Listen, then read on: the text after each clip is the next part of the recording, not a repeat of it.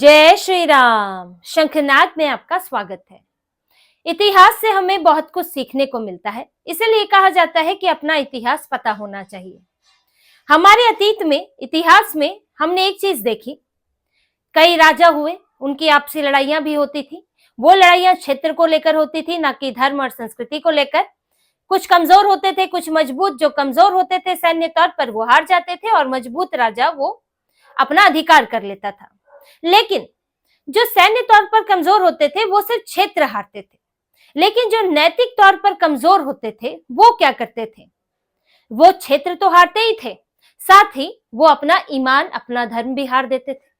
वो क्या करते थे? वो विदेशी ताकतों का सहयोग लेते, वो गद्दार बनते, और फिर वो क्योंकि सैन्य तौर पर नहीं हरा पा रहे हैं तो विदेशी की मदद से वो यहाँ मौजूद राजा को हराने की कोशिश करते। जयचंद के बारे में तो जग जाहिर है, सब जानते हैं। अब हम इसे आज की परिस्थितियों में अगर देखें, आज क्षेत्र की लड़ाई तो है नहीं, एक राज्य दूसरे के खिलाफ तो लड़ता नहीं है। आज लड़ाई सत्ता पाने के लिए राजनीति की है। इस राजनीति में कोई पार्टी सरकार में रहती है, कोई नहीं रहती है। अब जो पार्टी नैतिक तौर पर मजबूत होगी, भले ही वो बार बार हार रही हो तो वो बार बार कोशिश करती रहेगी।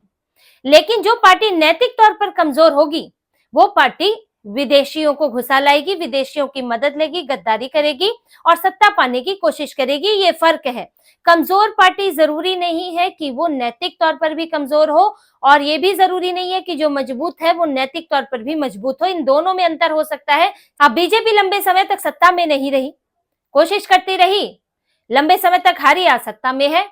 कांग्रेस लेकिन जब से सत्ता से हटी तो कांग्रेस कमजोर हुई, राजनीतिक तौर पर कमजोर हुई, लेकिन साथ में नैतिक तौर पर भी कमजोर हो गई, और वो विदेशी ताकतों का साथ लेने लगी। राहुल गांधी, जब वो यहाँ भारत में उन्हें मुद्दे नहीं मिलते, जब वो भारत में उन्हें लगता है कि हरा नहीं पा रहे हैं, तो वो विदेशों से मुद्दे लाते हैं, इंपोर्ट करते हैं, और उन्हें विदेशियों को भारत में एंट्री दिलवाते हैं। चाहे पेगासस का मुद्दा हो जो बाहर से आया, चाहे अडानी का मामला हो बाहर से आया, अनिल अंबानी को लेकर, रफाल को लेकर फ्रांस में रिपोर्ट छपी, वो बाहर से आया। इनका हर मुद्दा बाहर से आता है, और ऐसे ही आया हुआ है एप्स्टाइन, जेफरी एप्स्टाइन का मुद्दा, जिसमें जबरदस्ती इन्होंने पीएम मोदी का नाम ले रहे हैं। हरदीप पुरी को लेकर मेल है, लेकिन उससे भी कुछ साबित नहीं हो रहा है कि हरदीप पुरी के जेफरी एप्स्टाइन के साथ कोई उसके जो उसका जिस तरह से वो सेक्स ऑफेंडर था, पीडोफाइल था, उन चीजों को लेकर कोई संबंध थे। ये बस हंगामा कर रहे हैं। लेकिन देखिए, इस हंगामे में भी राहुल गांधी ये भूल गए कि जिनके घर शीशे के होते हैं उनको दूसरों पर पत्थर नहीं मारने चाहिए। राहुल गांधी ये भूल गए कि उन्हीं की सरकार है जो 70 सालों से सत्ता में बैठी हुई थी, जहां पर अमेरिकन लॉबी चलती थी। पाकिस्तान पर हमला करना हो तो अमेरिका से पूछा जाता था, और जहां पर कैसे नीतियां अमेरिका की वजह से प्रभावित होती थी। तो जब इतना अमेरिका तुम्हारे यहाँ घुसा हुआ था तो कुछ तो तुम्हारा भी निकल आएगा, और वही निकल आया है। वही निकला है कपिल सिब्बल का। 2010 में जब एचआरडी मिनिस्टर थे कांग्रेस में, तो बीजेपी ने उस समय की एक जानकारी बाहर निकाली है। बीजेपी नेता प्रदीप भंडारी ने शेयर किया है, आरोप लगाया है, और उसमें कुछ फैक्ट भी है जिसे कांग्रेस भी नकार नहीं पा रही है। साल 2010 की बात है। कपिल सिब्बल ने जेफरी एप्स्टाइन से फंडेड एक अवार्ड उनको दिया गया था, और उस प्रोग्राम में कपिल सिब्बल गए भी थे, उन्हें सम्मानित भी किया गया था। और ये जो पूरा सर्कल था इसका, इससे जुड़े हुए थे सैम पित्रोदा। ये अवार्ड था इंटरनेशनल अवार्ड गाला, जिसका आयोजन 2010 में हुआ था। और इसका एक दस्तावेज शेयर किया है प्रदीप भंडारी ने। इसमें आप देख सकते हैं कि जिनको ऑनर करना है, जिनको सम्मान देना है, उनमें कपिल सिब्बल का नाम है, और जो प्रिसाइड करेंगे, जो वहां पर और लोग होंगे, उनमें है सैम पित्रोदा।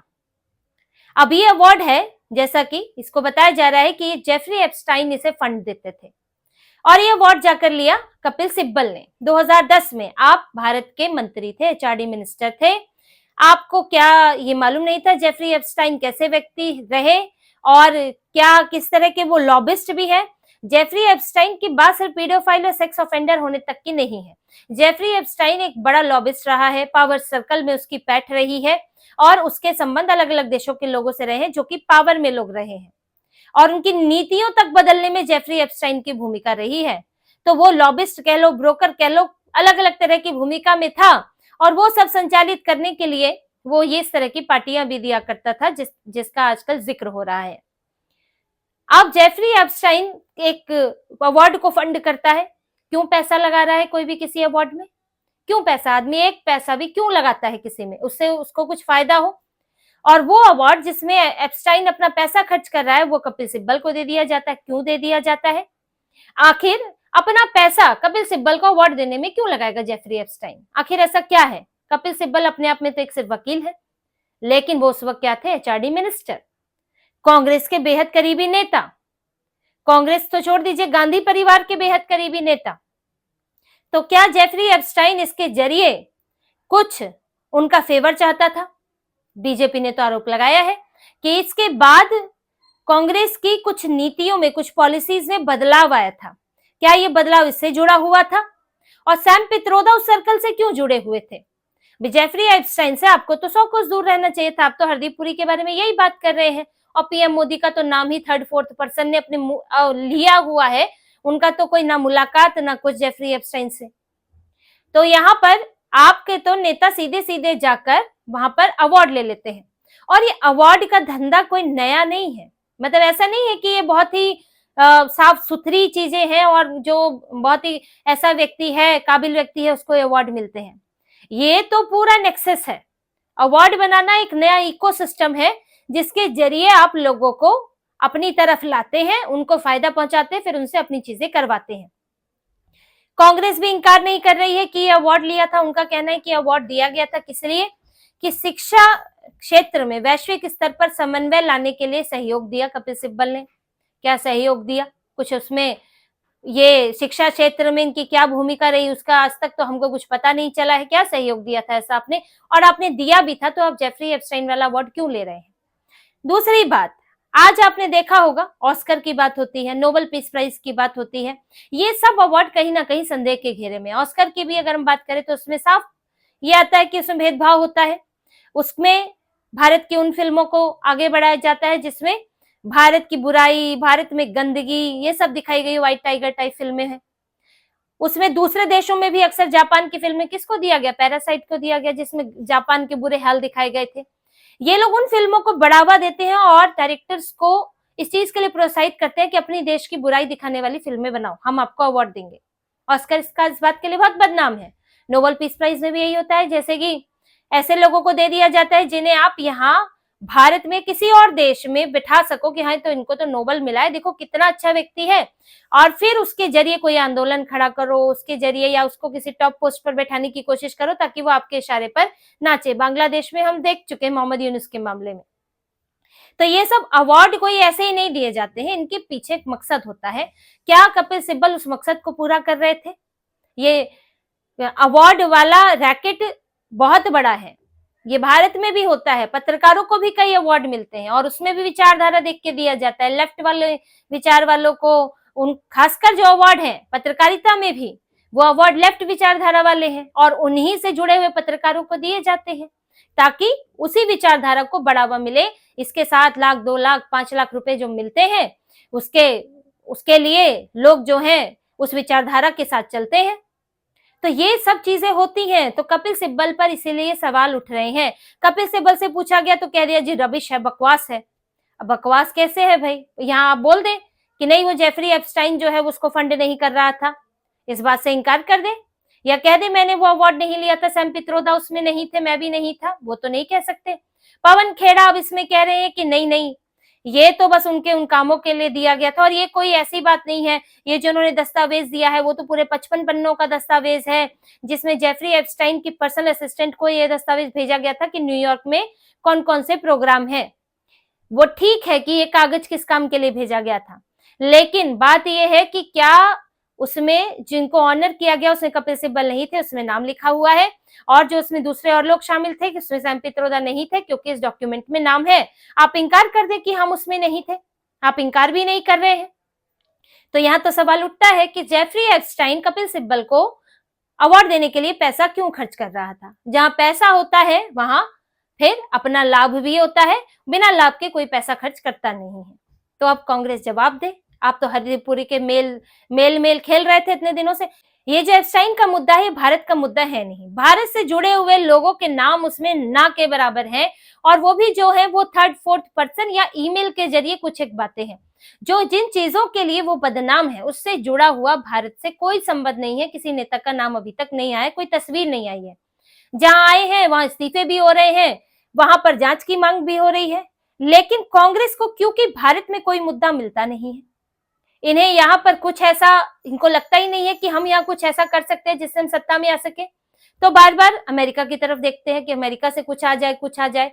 तो इन्होंने एक पूरी बात रची, पूरा प्लान रचा कि अच्छा एप्स्टाइन में नाम तो आया नहीं है, कहीं तीसरे चौथे पर्सन के मुंह से नाम है तो हम उसी को ही मुद्दा बनाएंगे, झूठ बनाएंगे, एक भ्रम फैलाएंगे। अच्छा अमेरिका के साथ ट्रेड डील हुई है भारत की, उसमें राहुल गांधी आकर सरासर झूठ बोल रहे हैं। यहाँ पर इनके प्रवक्ता चैलेंज करते कि बताइए कि जिन चीजों को कह रहे हैं कि भारत के किसानों को नुकसान होगा, बताइए कौन सी चीजें हैं। यहाँ तो उस चीजों को रखा ही नहीं है ट्रेड डील में, लेकिन इनके प्रवक्ता बता नहीं पाते। आप एक झूठ गढ़ रहे हैं कि हमें ट्रेड डील से नुकसान हो रहा है, और ये डील में नुकसान किसकी वजह से हो रहा है? क्योंकि एप्स्टीन फाइल में पीएम मोदी का कुछ ऐसा है जो बाहर नहीं निकलवाना चाहती बीजेपी। अरे कुछ ऐसा है तो बाहर आए, ये एक हवा है, एक सिर्फ हवाबाजी है, एक भ्रम है, क्योंकि जो है ही नहीं उसे साबित कैसे करें? अब बीजेपी या कोई भी नेता कैसे साबित करे जब उसका नाम ही एप्स्टाइन फाइल में है नहीं?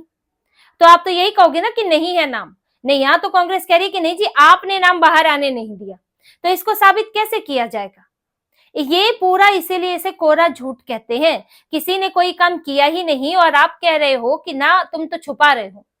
आप ही साबित कर दो कि किया है, आप साबित तो करो, आप कहीं से कुछ लाओ तो सही, तब आप कहोगे ना कि ये तो छुपाया गया था, देखो जी हमने बाहर निकाला है।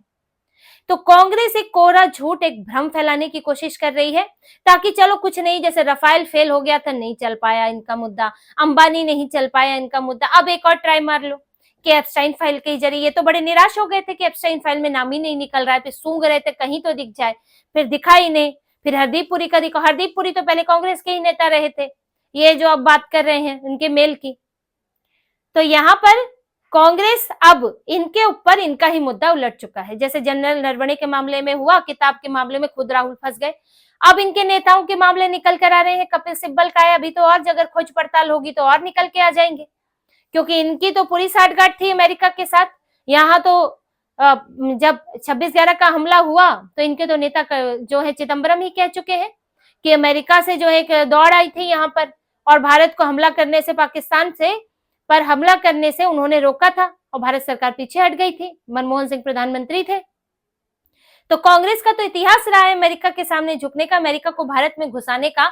अब राहुल गांधी ने जब ये बेवजह का मुद्दा छेड़ाई है तो अब इनकी भी परतें खुलेंगी और इनके भी काले चिट्ठे निकलेंगे, और फिर आप जवाब दें कि आखिर आपके नेताओं को पर जेफरी एप्स्टाइन पैसा क्यों खर्च कर रहा था, उन्हें सम्मानित करने के लिए, उन्हें अवार्ड देने के लिए, और उस वक्त की आपकी नीतियां कैसे प्रभावित हुई थी। अब राहुल गांधी जो बड़ा ही मॉरल ग्राउंड इनके नेता ले रहे थे, अब आप बताएं कि एक पीडोफाइल से, एक सेक्स ऑफेंडर से, कि उसके पैसों से आखिर कपिल सिब्बल ने अवार्ड क्यों लिया।